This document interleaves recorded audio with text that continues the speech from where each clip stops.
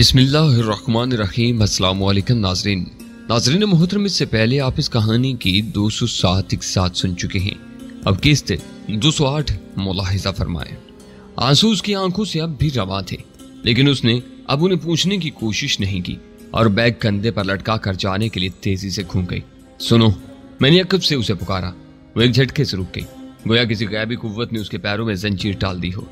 मैं उठकर मेज का गिर्द घूमकर उसके करीब पहुंचा। उसे पलटकर मेरी तरफ देखा। उसकी आंखों में आंसू की छिलमिलाहट के साथ उम्मीद की चमक उभरी। मैंने उसका चश्मा उसकी तरफ बढ़ाते हुए कहा, ये तुम यहाँ भूले जा रही हो। उसकी आंखों में उम्मीद की चमक फौरन ही दम तोड़ गई। एक झटके से उसने चश्मा मेरे हाथ से ले लिया और बैठी बैठी लेकिन गजबनाक सी आवाज में बोली, अंबर ने ख्वाह ही आपकी रहम दिली और जज्बा हमदर्दी के तुमार बांधे थे। मुझे पहले ही समझ जाना चाहिए था, जो आदमी इतना दौलतमंद हो उसके दिल में भला इतना रहम और हमदर्दी कहाँ हो सकती है कि वो किसी गरीब औरत की बेटी, किसी गरीब स्कूल टीचर की बहन को तलाश करने चल पड़े। अंबर के साथ अगर आपने मेहरबानी का सलूक किया होगा तो उसकी वजह कुछ और होगी। वह पांव पटकती कमरे से निकल गई।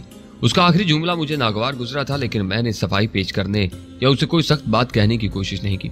मुझे मालूम था उस वक्त वो जज्बातियत का शिकार थी। गुर्बत बजाय खुद एक मुसीबत है, लेकिन गुर्बत में अगर मजीद कोई मुसीबत सर पर आन पड़े, खसूसन जबकि उस मुसीबत का ताल्लुक खूनी और जज्बाती रिश्तों से हो, तो इंसान बारूद की तरह भड़कता है। मैंने उसे दिल का गुबार निकालने का मौका दिया था, खुद कुछ कहकर उससे मजीद बोलने का मौका नहीं दिया था, वरना शायद कोई बहस छिड़ जाती। हकीकत यह थी कि मैं उसके काम आना चाहता था, लेकिन मेरे हालात उसकी इजाजत नहीं देते थे। रेड डार्ट और कासिम बिजली के मामले ने मुझे काफी तवील अरसा तक उलझाए रखा था। अभी मुझे अपने ही हालात को दुरुस्त करने के लिए बड़ा वक्त दरकार था। वो मेरी मजबूरियों को नहीं समझ सकती थी और मैं जिस हद तक उसकी मदद कर सकता था उसे गुस्से में उसे भी कबूल नहीं किया था। जज्बातियत में इंसान अपना नफा नुकसान नहीं सोचता। मैं ठंडी सांस लेकर वापस मेज पर आ बैठा और चंद लम्हे तक उस कुर्सी को तकता रहा जिसे वो उलट गई थी। मोना की तस्वीर और उसके एड्रेस की चिट भी वो मेज पर ही छोड़ गई थी। मैंने उन दोनों चीजों को फाड़कर रिद्दी की टोकरी में फेंकने का इरादा किया, फिर ये सोचकर एक दराज में डाल दिया कि शायद वो वापस मांगने आ जाए, और ये जानकर उसके जज्बात कुछ और भड़क उठेंगे कि मैंने उन्हें फाड़ कर रद्दी की टोकरी में फेंक दिया था। उसे तो शायद वो अपने जज्बात की दानिस्ता तौहीन समझती। काफी देर तक मैं दोबारा काम भी शुरू न कर सका। बस यूं ही बैठा उस खिड़की से बाहर देखता रहा, जिसके सामने बंद गली जैसी एक राहदारी थी। ये राहदारी दर हकीकत बिल्कुल बंद नहीं थी। उसमें एक दरवाजा था जो एयर कंडीशन प्लांट की तरफ खुलता था, लेकिन वो दीवार के रंग का था और दीवार ही का एक हिस्सा मालूम होता था।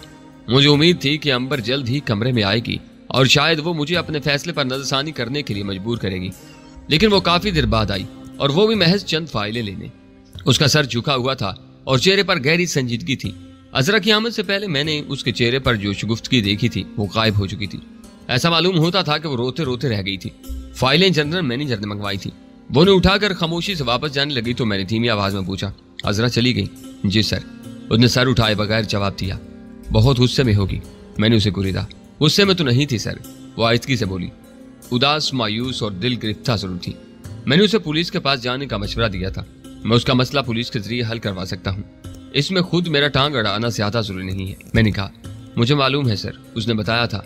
वो पहले ही की तरह बैठी बैठी सी आवाज में बोली, लेकिन वो उसे बेहतर नहीं समझती होगी। उसकी अपनी कुछ मसलहतें होंगी। तुम मुझसे खफा हो? मेरी नजर उसके चेहरे पर जमी हुई थी। नहीं सर, वो गोया तड़प कर बोली। उसने बेचारगी से मेरी तरफ देखा। मैं भला आपसे कैसे खफा हो सकती हूँ? मुझे क्या हक है? नहीं, तुम चाहो तो खफा हो सकती हो। तुम्हें मेरी मजबूरियों और मसरूफियात का शायद सही अंदाजा ना हो, हालांकि तुम मेरी सेक्रेटरी हो। तुम मेरे कराची वाले बिजनेस के सिवा शायद मेरे बारे में ज्यादा नहीं जानती। बेशक मैं नहीं जानती, लेकिन मुझे आपकी मसरूफियात और मजबूरियों का अंदाजा है सर। हर इंसान की अपनी लिमिटेशंस होती हैं, और फिर यह काम आपके शयान शान भी नहीं है। मैं शयान शान वगैरह के चक्कर में कभी नहीं पड़ा। मैंने इसी मकाम और मर्तबे के साथ ऐसा वक्त भी देखा है कि शायद हमारे होटल के फुटपाथ पर झाड़ू देने वाले को भी मेरी हालत काबिल रहम लगती। मैंने लेडी डायना के साथ बैठकर भी डिनर खाया है, और मैं किसी कच्ची बस्ती के मजदूर के गले में बाहें डालकर उसकी गली के तंदूर पर भी खाना खाने जा सकता हूँ। वो एक टुक मेरी तरफ देख रही थी। उसके होंठ नींबा थे। मैंने रिवॉल्विंग चेयर के पुश्ते से टेक लगाकर एक तवील सांस लेकर सिलसिला कलाम जोड़ा। बात यह है अंबर डियर कि मुझे इस मामले में कुछ गड़बड़ लगती है। ये महज एक लड़की की गुमशुदगी का मामला नहीं है। तो फिर सर? अंबर की आंखें हैरत से जरा फैल गई। मुमकिन है इसके सिरे कहीं और जाकर मिलते हों, कोई दास्तान दर दास्तान निकल आए, और मैं फिलहाल खुद को ज्यादा उलझाना नहीं चाहता। ठीक है सर, जैसे आप मुनासिब समझे। वो बुझे बुझे से अंदाज में बोली और फाइलें लेकर रुखसत होगी। मैं काम में मसरूफ हो गया। अजरा और मोना के तस्वुर को मैंने जहन से झटकने की कोशिश की थी और उस कोशिश में काफी हद तक कामयाब रहा था। अंबर को जल्द ही दोबारा मेरे कमरे में आना पड़ा। ये यूं कहिए कि उसे लाया गया। मैं शायद काम में कुछ ज्यादा ही मुनहमक हो गया था, इसलिए अपने दरवाजे के बाहर बर वक्त कोई गड़बड़ महसूस नहीं कर सका। एयर कंडीशन और साउंड प्रूफ कमरों के बहुत से फायदे सही, लेकिन मुझ जैसे शख्स के लिए एक नुकसान ये था कि बाज़ औक़ात कोई जरूरी आवाज बर वक्त मुझ तक नहीं पहुंच सकती थी।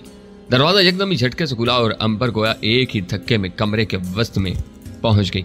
मगर वो अकेली नहीं थी। उसके बाल एक शख्स की मुट्ठी में जकड़े हुए थे। उसकी आंखें कुछ दहशत से और कुछ बाल खींचने की वजह से फैली हुई थी। उसके चेहरे पर कुछ निशानात भी नजर आ रहे थे, जिनसे जाहिर होता था कि उसके मुंह पर घूंसे या थप्पड़ भी मारे गए थे।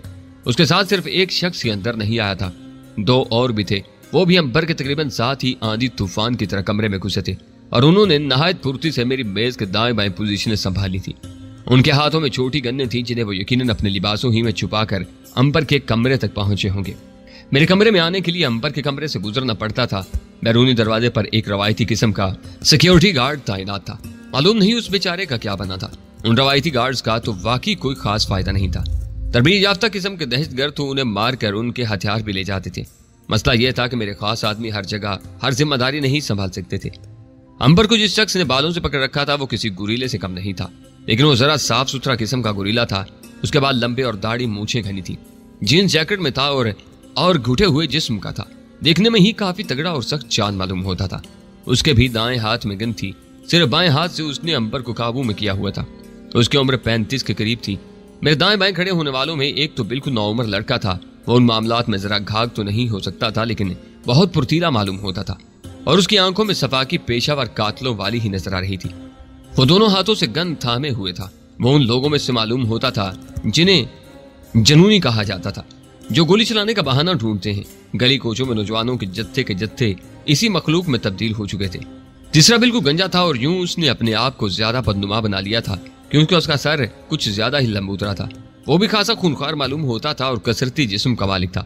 उसकी आंखें भूरी थी और वो कुछ ऐसा कम उम्र नहीं था। मैंने उन पर महज एक नजर डालकर उनका मुकम्मल जायजा ले लिया था। वो मेरी बेखबरी के लम्हे में उस तेजी से कमरे में वारिद हुए थे कि मैं मेज की एक खास दराज तक भी हाथ नहीं ले जा सका था जिसमें मेरी गन मौजूद थी। जिस वक्त मैंने उसकी तरफ हाथ बढ़ाने का इरादा किया उस वक्त तक ताखीर हो चुकी थी। अगर मैं उस वक्त गन निकालने की कोशिश करता तो वो मेरे लिए फायदे के बजाय नुकसान का बायस हो सकती थी। चुनाचा मैंने दूसरे हिले में अपना इरादा मुलतवी कर दिया था। अंबर के हल्क से गियाई हुई सी आवाज निकल रही थी। मैंने सर लहजे में कहा, लड़की को छोड़ दो, जो बात करनी है मुझसे करो। गुरीला नुमाज शख्स जिसने अंबर को बालों से पकड़कर काबू में किया हुआ था, उनमें सीनियर मालूम होता था और कमान यकीनन उसी के हाथ में थी। वो इस्तेज़ाइया लहजे में बोला, दौलतमंद होने में भी एक ये भी बड़ी खराबी है, इंसान को हुक्म चलाने की बड़ी आदत पड़ जाती है।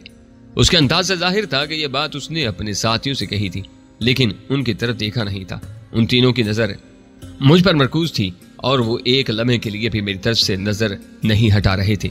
उसका मतलब था वो मुझे तरनवाला नहीं समझ रहे थे, पूरी तरह खबरदार और चौकन्ना थे।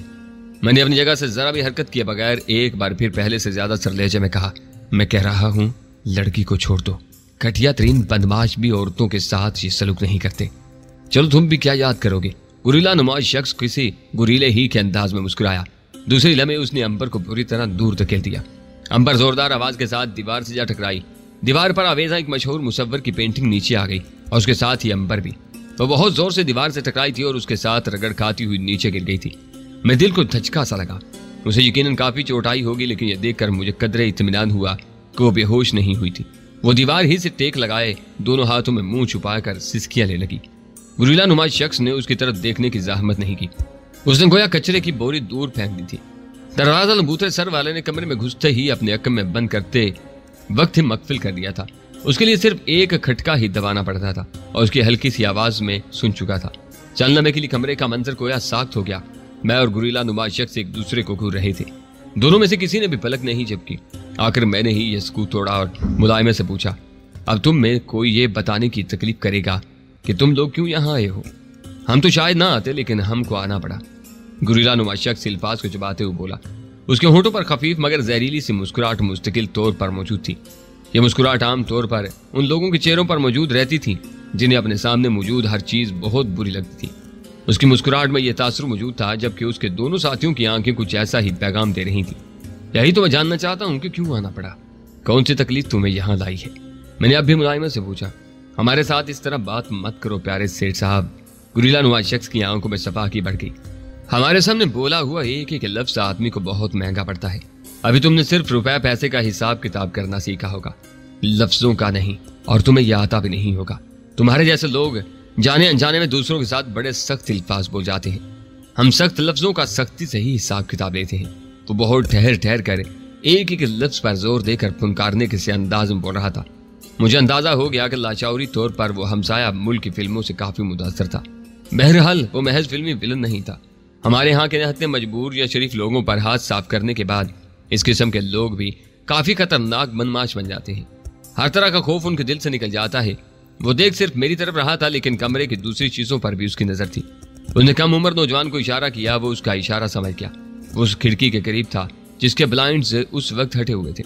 उसकी नजर बदस्तूर मुझ पर रही और उसकी गन का रुख भी मेरी तरफ रहा, लेकिन उसने हाथ बढ़ाकर डोरी खींचकर ब्लाइंड्स बंद कर दिए। काफी हद तक रवायती बदमाश होने के बावजूद वो बहरहाल शातिर और चालाक थे। उनमें से कोई भी एक लम्हे के लिए भी मेरी तरफ से गाफिल नहीं हो रहा था। मुझे किसी तरफ हाथ बढ़ाने का मौका नहीं मिल रहा था। बड़ी सी मेज के अक में रिवॉल्विंग चेयर पर बैठा हुआ आदमी वैसे भी कुछ अच्छी पोजीशन में नहीं होता। गुरीला नुमा बदमाश बोला, बहुत ही दौलत कमाने के बाद इंसान ये समझने लगता है कि वो बहुत अक्लमंद, बहुत चालाक, बहुत होशियार है। तुम यकीनन अपने आप को बड़ी तोप चीज समझते होगे, लेकिन हम तुम्हें बताने आए हैं कि तुम अव्वल दर्जे के घामड़, बेवकूफ और उल्लू के पट्टे हो। मुझे अपनी कनपटियां तपती महसूस हुई, लेकिन मैंने अपनी खोपड़ी ठंडी रखने की कोशिश की। ऐसी मजबूरियां मुझ पर अक्सर आती रहती थी जब छोटे लोगों को बड़ी बड़ी बातें करने का मौका देना पड़ता था। ये इतला तुम मुझे फोन पर भी दे सकते थे, मैं तुम्हारी बात का यकीन कर लेता। मैंने पुरस्कून लहजे में कहा, मुझे तो अपने बारे में कभी कोई दावा ही नहीं रहा। नहीं बाबा, टेलीफोन पर मुश्किल बातें कहाँ समझ में आती हैं। हम खुद तुम्हें समझा कर जाएंगे और बहुत अच्छी तरह समझा कर जाएंगे। हमारा समझाया हुआ सबक तुम जल्दी नहीं भूलोगे। लेकिन तुमने पूछा नहीं कि हम तुम्हें घामड़, बेवकूफ और उल्लू का पट्टा क्यों समझते हैं। ये भी तुम खुद ही बता दो तो तुम्हारा मुझ पर एहसान होगा। मैंने उसके चेहरे से नजर हटाए बगैर कहा, तुम इसलिए घामड़, बेवकूफ और उल्लू के पट्टे हो कि तुमने अजरा की बहन को तलाश करने की हामी भरी है।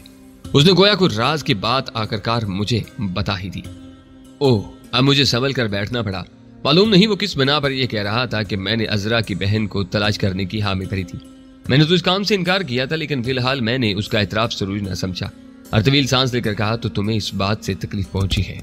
हमें क्या तकलीफ पहुंचनी थी? उसकी मुस्कुराहट जरा गहरी होगी। हम तो तकलीफ पहुंचाने वालों में से हैं।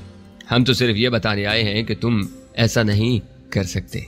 अच्छा, तो अब मुझे किसी भी काम करने या न करने का फैसला तुमसे पूछकर करना पड़ेगा। हाँ, तो उसने बड़े इख्तिसार से फैसला सुना। क्यों? मन नरमी से पूछा। क्योंकि तुम्हें इस शहर में रहना है। उसने बड़े इत्मीनान से जवाब दिया। शुक्र करो कि अभी तो तुम्हें इस शहर में रहने और यहाँ से इतनी दौलत कमाने का इखराज अदा नहीं करना पड़ा। मैं तमाम किस्म के टैक्स बाकायदगी से अदा करता हूँ, मैंने कहा।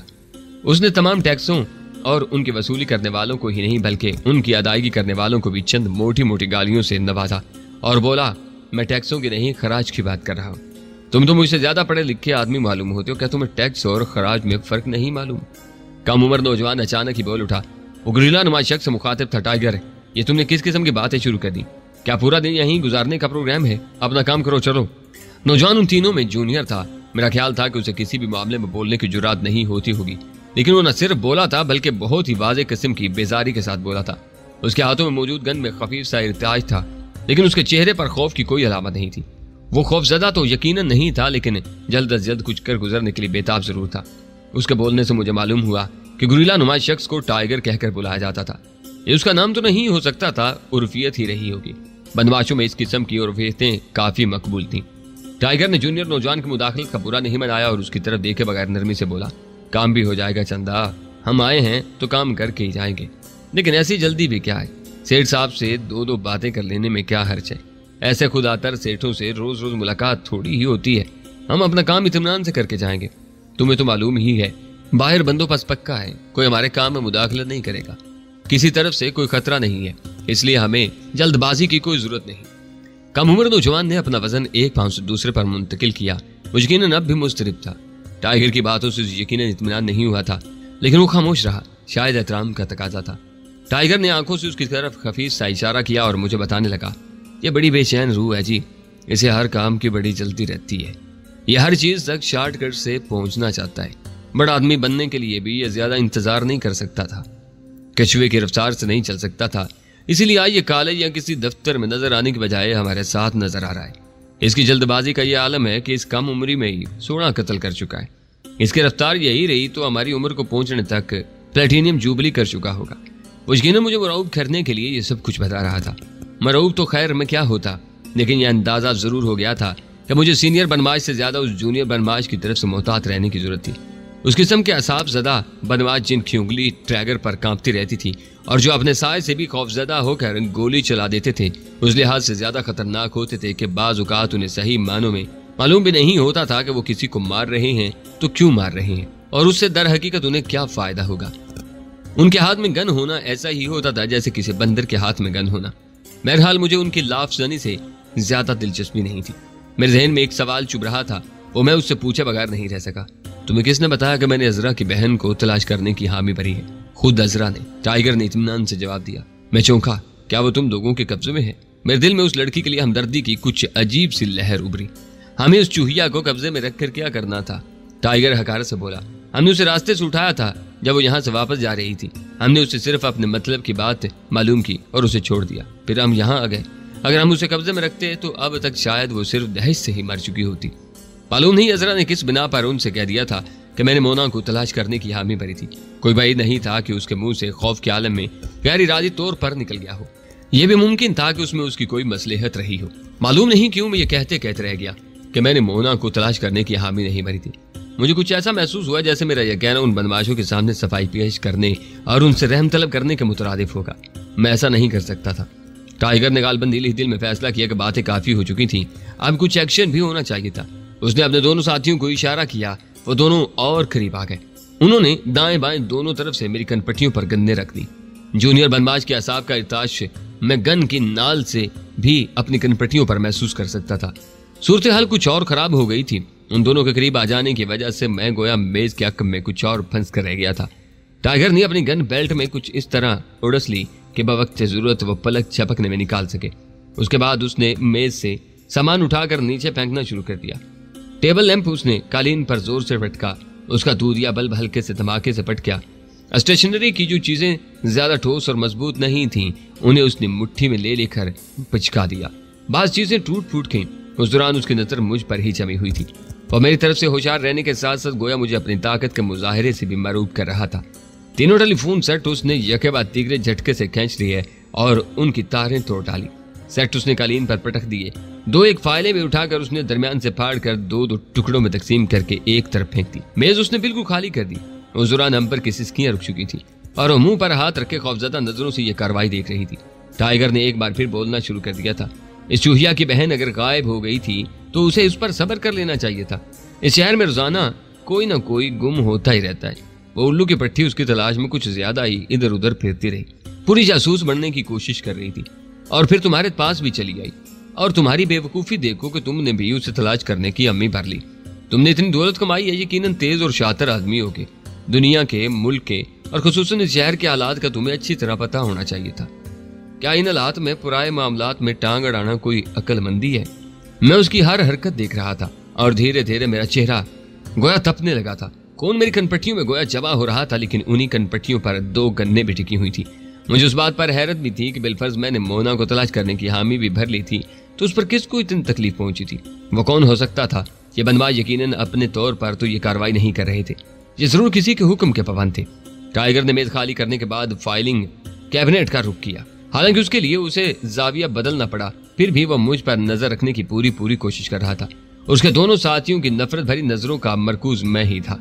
उन्हें न जाने क्या चीज बाज रखे हुए थी, वरना शायद वो दोनों अपनी अपनी गन्ने मेरी खोपड़ी पर खाली कर चुके होते। टाइगर ने बारी बारी फाइलिंग कैबिनेट के तमाम खाने बाहर निकाल कर कालीन पर उलट किए और उनमें मौजूद तमाम फाइलों और कैटलॉग कार्ड वगैरह को ठोकरें मारकर, जूतों तले कुचल कर और मोड़ तोड़ कर जितना खराब कर सकता था कर दिया।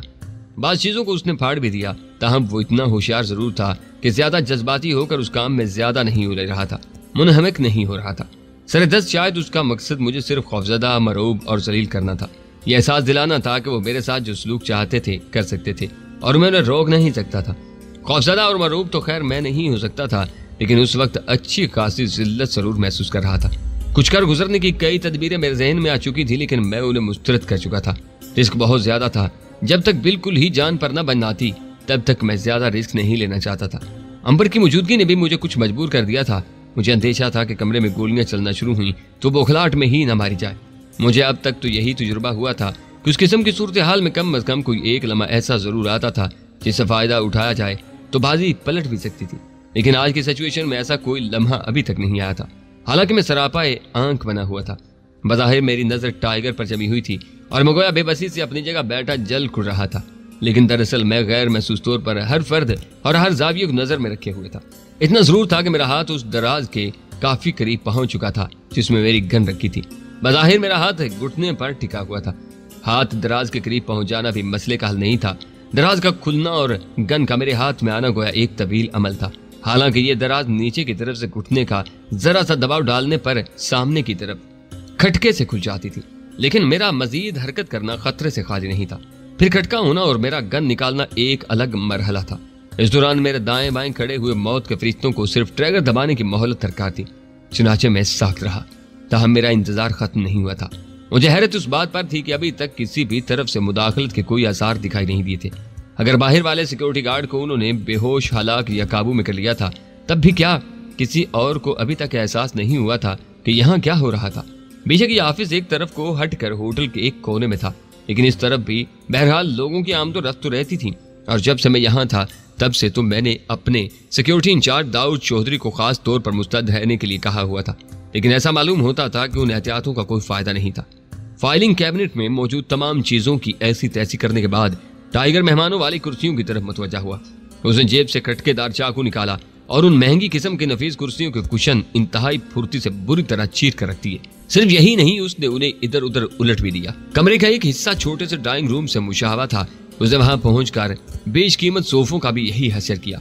उसने उनके गुदेले हिस्से चीर फाड़ डाले। फिर उसने दीवारों से मसरूफ मुसव्वरों की बेशकीमत पेंटिंग्स उतार कर कालीन पर इस तरह फटकी कि उनके शीशे टूट गए। फिर उसने उन्हें जूतों से इस तरह रोन डाला कि सब नकारा हो गई। मैं साख्त बैठा ये सब देखता रहा और खून के घूंट पीता रहा। ये सारा हिसाब मेरे दिल में जमा हो रहा था, इसलिए नहीं कि मुझे अपने माली नुकसान की बहुत परवाह थी, बल्कि इसलिए कि खुद मेरे जहन में मेरी जिल्लत का एहसास बढ़ता जा रहा था। जरा सी देर में मेरा शानदार ऑफिस कुछ ऐसा मंजर पेश करने लगा था जैसे वहां किसी पागल या जुनूनी को खूब अच्छी तरह अपने दिल की हसरतें निकालने का मौका मिला था। उस काम से फारिग होकर टाइगर मेरी मेज के गिर्द घूमकर मेरे करीब आ गया।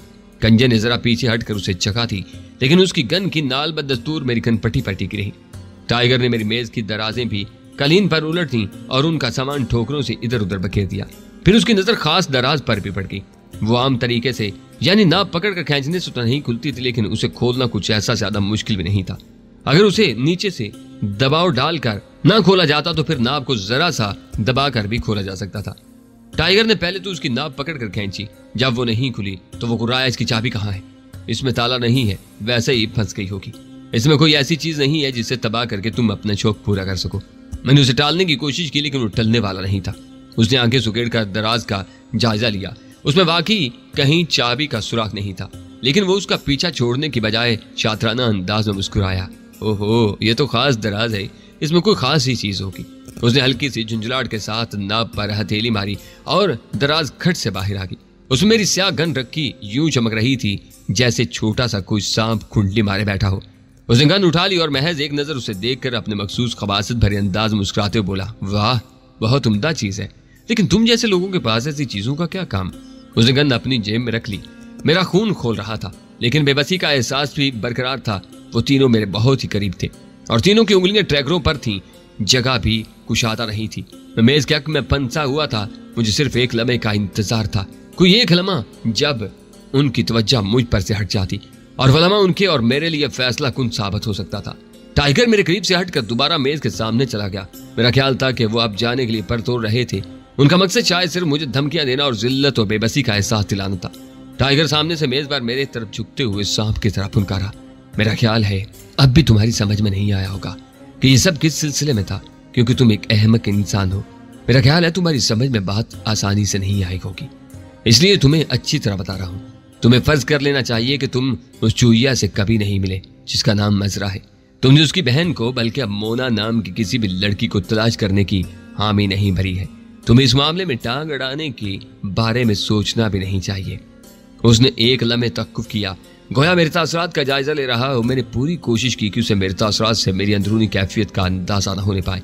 उसे शायद मेरे तासरात से या फिर अपनी कारकर्दगी से कुछ तसल्ली नहीं हुई थी। उसने गोया कोई फाइनल टच देने के लिए अचानक बाएं हाथ से मेरा नरखरा पकड़ लिया। उसकी उंगलियां आहिनी थीं और मेरे गले में पस्त होती जा रही थी। मुझे सांस रुकने से कोई तकलीफ नहीं हुई, क्योंकि योगा के मशकों की वजह से मैं बहुत देर तक सांस रोके रखने का आदी था। लेकिन नरखरे में उंगलियां गड़ने की तकलीफ बहरहाल अपनी जगह थी। उस बदबख्त को शायद इस पर भी करार नहीं आया। उसका गन वाला हाथ हवा में बुलंद हुआ। मुझे अंदाजा हो गया कि वो गन का दस्ता मेरे चेहरे पर मारना चाहता था, लेकिन उस काम में वो जानबूझकर फुर्ती नहीं दिखा रहा था। मकसद शायद यही था कि मुझे ज्यादा से ज्यादा अजियत पहुंचाई जाए, मगर वो जितनी अजियत पहुंचा चुका था इतनी ही काफी थी।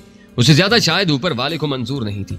उस वक्त मैं खुद भी ऐन आखिरी लम्हे पर नताइज की परवाह किए बगैर उसका बाजू पकड़ लेने का तहैया कर चुका था। अब बहुत चू चुकी थी। मैं चेहरे पर गन के दस्ते की ज़रब सहना नहीं चाहता था।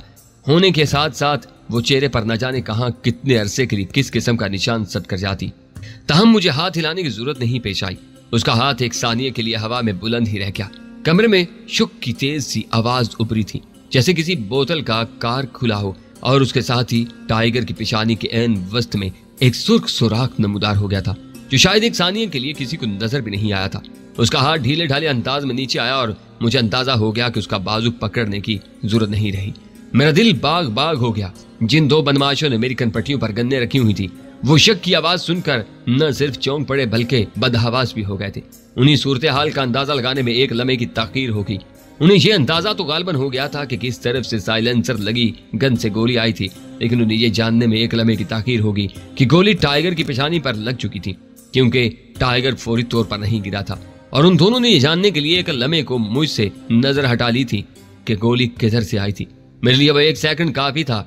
इधर टाइगर धड़ाम से गिरा, उधर मैंने रिवॉल्विंग चेयर पर नीचे को फिसलते हुए बैक वक्त दोनों हाथों से उन दोनों के पेट में घोंसे रसीद किए। नीचे को फिसलने की वजह से गन मेरी कनपट्टी से हट गई थी, लेकिन उनमें से एक ने ट्रैगर दबा दिया था। उसकी गन रिपीटर थी। तड़ तड़ की आवाजें और कई गोलियां मेरे बालों को छूती हुई गुजर गईं। मौत और जिंदगी के दरमियान बाल बराबर ही फासला होता है। सितन जरीफी ये हुई कि बदहवासी में चलाई जाने वाली ये गोलियां उसके अपने ही साथी को छेदती हुई गुजर गईं। कम उम्र नौजवान के हाथों गंजे और लंबूतरे सर वाला ठिकाने लग गया। मेरे घोंसों की वजह से वो पहले ही दोनों तरफ की दीवारों से जाग टकराए थे। गंजा तो ढेर हो गया, लेकिन कम उम्र नौजवान मजीद बदहवासी में मछली के तरह तड़प कर सीधा हुआ और एक बार फिर दोनों हाथों से गन थामते हुए उसने मेरा निशाना लिया। मैंने रिवॉल्विंग चेयर उसकी तरफ धकेलते हुए मेज की आड़ लेने की कोशिश की। अगर वो दोबारा ट्रैगर दबाने में कामयाब हो जाता तो शायद मेज की आड़ भी मेरे किसी काम ना आती, क्योंकि जगह तंग थी और मैं जल्दी में पूरी तरह उसमें सवा नहीं सका था। लेकिन यह मेरी हरकत बेकार न गई। रिवॉल्विंग चेयर का भी उससे टकराना गैर जरूरी साबित हुआ, क्योंकि उससे पहले ही अनदेखी और साइलेंसर लगी गन की गोली उसे भी चाट गई थी। बज़ाहिर वो रिवॉल्विंग चेयर के धक्के से ढेर हुआ, लेकिन दर हकीकत उससे पहले ही गोली लग चुकी थी। मैंने मजीद एक लम्हे के लिए भी मेज की आड़ में रहने की जरूरत महसूस नहीं की और लपक कर उसके पास पहुंचा। उसकी आंखें खुली की खुली रह गई थी। गोली उसके पहलू से पसलियों के दरमियान घुसी थी और यकीनन दिल में उतर गई थी। मैं एक लम्हे के लिए वहीं साख्त खड़ा रह गया। उस अजीब तमाशे ने मुझे मबहूत करके रख दिया था। सिर्फ चंद सेकंड पहले तक टाइगर और ये कम उम्र नौजवान बेहद खतरनाक दिखाई दे रहे थे और कुछ भी कर गुजरने की अहलियत रखते थे, लेकिन उस वक्त दोनों की शक्लें मज़हका खेजी और बेबसी की तस्वीर बनकर रह गई थी। मुंह खुला था, चेहरे के उजलात खिंच गए थे, आंखें फैली हुई थी। उनकी जिंदगी का आखिरी लम्हा यकीनन शदीद हैरत में गुजरा था। मेरे लिए हैरत का मकाम यह था कि उनके लिए सिर्फ एक एक गोली काफी साबित हुई थी। दोनों मुख्तलिफ जगहों पर मौजूद थे। जाविये बहुत मुख्तलिफ थे, लेकिन गोली चलाने वाले का निशाना इतना उम्दा था और वो अपनी चलाई हुई गोली के बारे में इतना पुरएतमाद था कि उसने एक शख्स पर दूसरी गोली चलाने की जहमत नहीं की थी। जबकि कमरे की सूरत हाल कुछ ऐसी पुरस्कून भी नहीं थी। वहां तो अफरा तफरी बर्पा थी। मैं गोली चलाने वाले को दिल ही दिल में दाद दिए बगैर नहीं रह सका। वैसे भी उस वक्त वो मेरे लिए फरिश्ता रहमत साबित हुआ था, जबकि मैं किसी तरफ से मदद मुयस्सर आने के सिलसिले में मायूस हो चुका था। मुझे अंदाजा हो चुका था कि गोलियां किस तरफ से आई थी।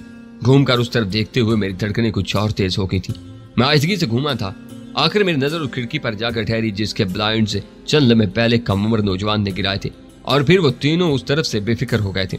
उन्होंने शायद सिर्फ ये देखा था कि ये खिड़की एक बंद गली में खुलती थी। उन्हें नहीं मालूम था कि आगे एयर कंडीशनिंग प्लांट की तरफ से एक दरवाजा इस गली में खुलता था। उसके अलावा ये तो सिर्फ 2-3 अफराद को ही मालूम था कि ये खिड़की बाहर से एक खास तरकीब से ब्लाइंड्स समेत दरवाजे की तरह अंदर की तरफ भी खुल जाती थी। मुझे अब तक बारहा ये तजुर्बा हो चुका था कि इस किस्म की छोटी छोटी एहतियातें मुझे ऐसे आदमी के बहुत काम आती थी। खिड़की जरा सी खुली हुई थी, उससे एक गन और साइलेंसर की शानदाल झांक रही थी। उससे जरा ऊपर याकूती होंठ, सतवा नाक और गजाली आंखों का कुछ हिस्सा भी नजर आ रहा था।